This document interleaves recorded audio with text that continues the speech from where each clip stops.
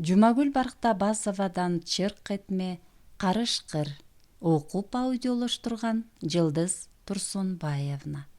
Бир ирет Каракол шаарындагы зоопарктан карышкыр качыптыр деген каңшаар тарады.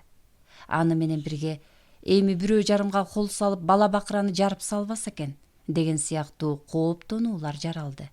Акыры ал маалымат чындык болуп чыкты. Көрсө, зоопарктан бир карышкыр чын эле качып чыгыптыр.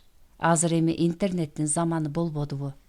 Учурда ар бир экинчи адам көчөдө көргөнүн калың журтка жарыялай алат.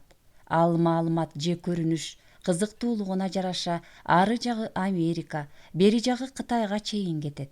Кыскасы, жарым саат өтүп өтпөй эле карышкырдын качып баратканын телефонго тартып алгандар видеосун интернетке коюп, анан ал видеону бир нечелеген сайттар беришти.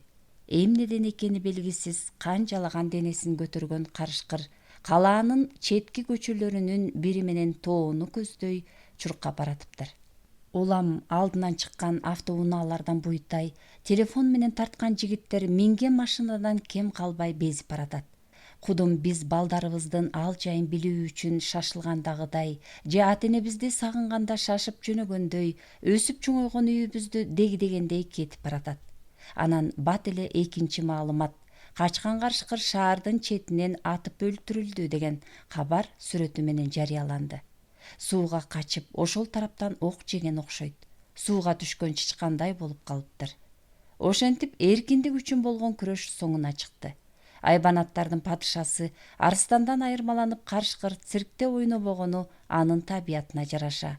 Ал эркиндикти сүйөт, бирөөгө көз карандысыз жашайт жана эч кимден тайманбайт. Аны көзгө сайсаң жалтанбайт, себеби ал ошондой жаралган.